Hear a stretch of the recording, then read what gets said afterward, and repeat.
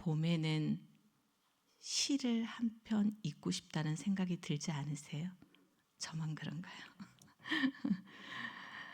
오늘 함께 나눌 말씀은요, 하나님의 초대입니다. 일어나서 함께 가자 라고 손을 내미시며 초대하시는 하나님의 마음입니다. 25년도 벌써 5월을 향해 가고 있습니다. 남은 시간도 하나님이 우리를 초대하십니다. 혼자 가라. 혼자 가는 길 외로울 때 나를 찾으라 라고 하지 아니하시고요.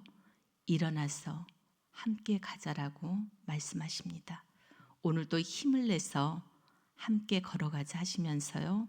우리의 삶을 하나님 곁으로 초대하고 있는 걸 볼 수가 있습니다. 이 하나님의 초대를 다른 사람의 초대가 아닌 우리를 향한 초대로 받아들여야 하지 않겠습니까? 오늘 나에게 주시는 초대로 받기 위해서는 초대하시는 하나님이 어떤 분인지 알아야지만 우리가 그 초대에 응하겠죠. 그래서 오늘은 하나님을 더 알고 하나님에 대해서 더 확신할 때 일어나서 함께 가면 되겠구나라는 마음이 들 것 같아서 우리를 초대하시는 하나님이 어떤 하나님인지를 두 가지를 다시 한번 보기를 원합니다. 왜 다시 한번이라는 표현을 썼냐면 이미 알고 있기 때문입니다. 우리는 이미 그 하나님에 대해서 알고 있습니다. 그럼에도 다시 한번 오늘 본문 말씀을 통해서 그 하나님이 어떤 하나님인지를 보기를 원합니다. 첫 번째는요, 하나님은요, 나를 사랑하시는 하나님이십니다. 두려움과 설렘 또 여러 가지 부담이 늘 있지만요. 오늘 우리가 초대받고 일어나서 갈 수 있는 이유는 뭐냐면 하나님이 나를 사랑하시기 때문입니다. 나를 사랑하시는 하나님이 말씀하시기 때문입니다. 무엇이라고 말씀하십니까? 사랑하는 자야 일어나서 함께 가자 라고 말씀하십니다. 하나님이 날 사랑하신다는 확신을 가지고 힘을 얻으시기를 축복합니다. 오늘 읽은 본문에는 온통 사랑입니다. 8절에서부터 나를 사랑하는 자의 모습을 표현하고 있습니다. 8절에서부터 계속해서 한 남자로부터 사랑을 받고 있는 여인의 노래가 나오고 있습니다.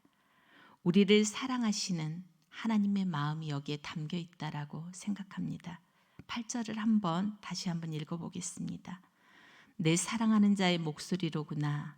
보라 그가 산에서 달리고 작은 산을 빨리 넘어오는구나. 사랑하는 사람이 도착하기를 기다리면서 만나기를 기대하는 모습이 여기에 담겨 있습니다. 곧 만날 것에 대한 기쁨을 노래하는 것입니다. 그런데 이 달려오는 사람, 이 여인을 사랑하는 이 사람이 달려오는 모습이 조금 다릅니다. 좀 특이합니다. 어떻게 특이하죠? 그가 산에서 달리고 작은 산을 빨리 넘어온다라고 표현하고 있습니다. 그리고 9절에서도요. 그 모습을 어떻게 비유하냐면 노루와 같고 어린 사슴과 같다라고 말씀합니다. 이것은 노루와 어린 사슴이 막 뛰면서 신이 나서 점프를 하면서 달려오는 모습 같지 않습니까? 즉, 이 남자는 이 여인을 향해서 사랑하는 사람을 향해서 그냥 걸어오지 않습니다. 그냥 달려오지도 않습니다. 힘을 다해서 빨리 만나고 싶어서 막 점프하면서 달려오고 있는 것입니다. 왜 그렇습니까? 사랑하기 때문입니다. 지금 말씀에서 보여주고 있는 것이 무엇입니까? 하나님이 그렇게 우리를 사랑하신다는 것입니다.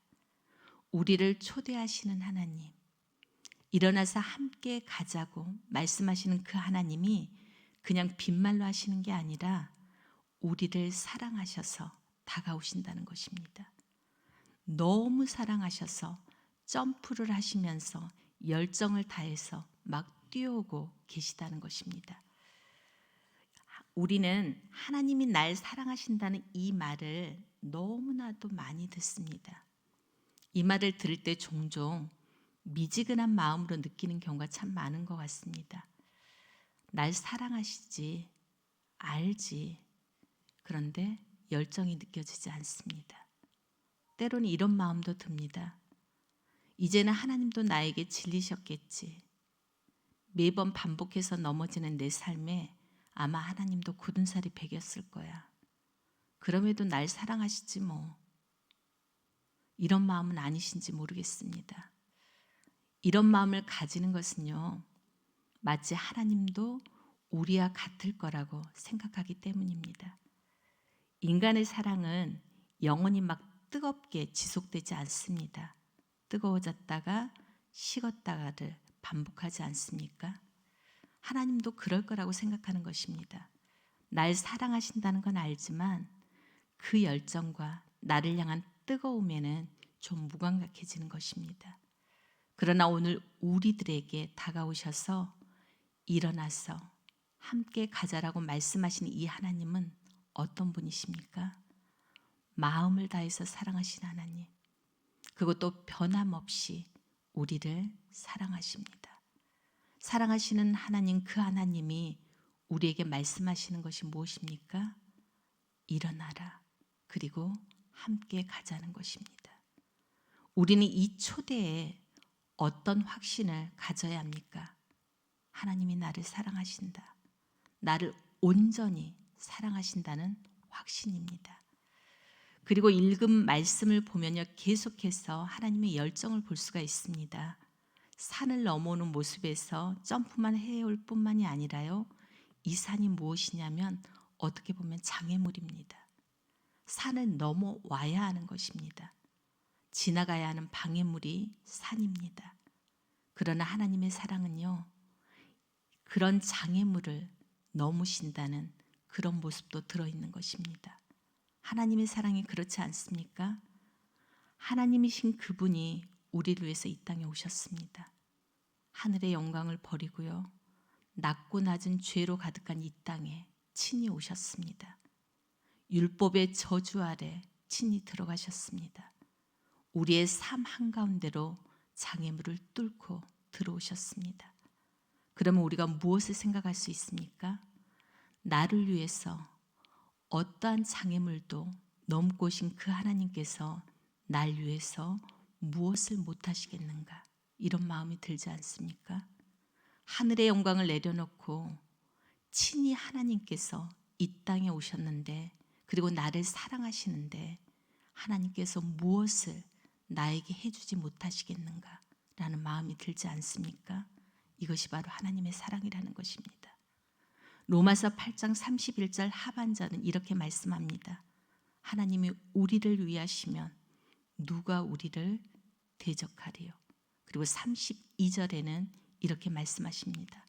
자기 아들을 아끼지 아니하시고 우리 모든 사람을 내어주신 이가 어찌 그 아들과 함께 모든 것을 우리에게 주시지 않겠느냐고 말씀하십니다. 일어나라, 함께 가자.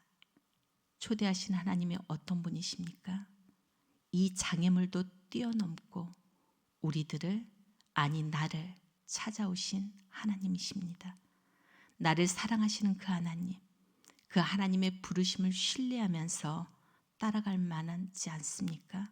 하나님께서 오늘 하루도 우리가 걷던 걸음을 이어가도록 힘을 주실 줄 믿습니다. 왜냐하면 우리를 사랑하시는 하나님이시기 때문입니다.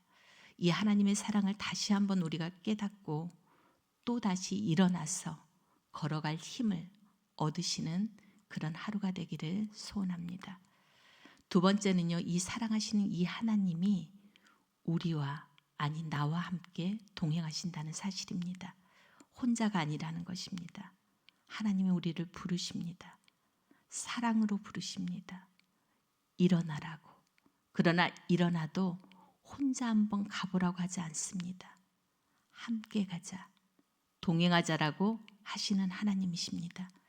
오늘 본문 10절에 보면요, 이 여인이 이야기를 하다가 말하는 사람이 잠깐 바뀝니다. 어떻게 바뀌냐면요, 지금까지 여인을 향해서 달려오는 그 사랑하는 사람의 모습을 갖다 노래했는데, 그 사람이 다가와서 이런 말을 한다고 하면서 남자의 이야기를 들려줍니다. 10절을 한번 읽어보겠습니다. 나의 사랑하는 자가 내게 말하여 이르기를. 이렇게 하면서 이제는 남자가 그 여자를 향해서 뭐라고 합니까? 나의 사랑, 내 어여쁜 자야. 일어나서 함께 가자라고 말씀합니다. 이걸 세번역으로 읽으면 이렇게 됩니다. 이 사랑하는 이가 나에게 속삭이네. 그러면서 세번역은 이것이 남자 이야기인지 여자 이야기인지 확실히 써놨더라고요. 옆에다 남자라고 써져 있더라고요. 이제 이 남자가 이렇게 말했다는 거죠. 나의 사랑 그대 일어나오. 나의 어여쁜 그대 어서 오라고 말씀하고 있습니다. 다시 개역개정으로 읽어보면요. 나의 사랑 나의 어여쁜 자야 일어나서 함께 가자. 이렇게 말씀하십니다. 나의 사랑하는 자가 뭐라고 합니까? 함께 가자라고 말씀합니다. 우리도 우리 인생의 길을 갈 때 외롭지 않을 것입니다. 왜냐하면 혼자 가는 길이 아니기 때문입니다. 누가 함께 하신다고요? 우리를 사랑하는 하나님이 우리와 동행하십니다. 함께 가자라고 부르십니다. 우리를 향해서 부르시는 그 모습조차도 우리에게는 사랑입니다. 집에 도착해서 문 차고 막 들어와서 막 함께 가자고 조르지 않습니다. 창문으로 들여다보며 속삭이는 것입니다. 사랑하는 누구야? 이제 일어나서 나와 함께 가자라고 말씀하십니다. 나와 동행하자라고 말씀하십니다. 우리에게 소망이 있는 이유가 바로 여기에 있습니다. 뭐가 약속되어 있기 때문입니까? 함께 하심이 약속되어 있기 때문입니다. 동행이 약속되어 있기 때문입니다. 조금 힘들고 답답하고 지친 마음이 여전할 수 있지만요. 그래도 일어나서 우리가 결단할 수 있는 힘은 바로 동행에 대한 약속 때문입니다. 동행하자라고 하시는 하나님이 계시기 때문입니다. 이 동행에는요. 힘도 있고 즐거움도 있습니다. 그 누구도 아닌 하나님께서 함께 가자고 하시는 것은 또 다릅니다. 함석헌 씨의 그 사람을 그대는 가졌는가 라는 시에 이런 글이 있지 않습니까? 온 세상 다 나를 버려도 마음이 외로울 때에도 저 맘이야 하고 믿어지는 그 사람을 그대는 가졌는가. 이 시에서 말하는 것은 이런 친구가 있냐는 것을 묻는 거죠. 우리에겐 단지 그런 믿을 만한 친구 정도가 아니라요. 영원히 우리와 동행해 주실 하나님이 계십니다. 굳은 땅, 때론 거칠고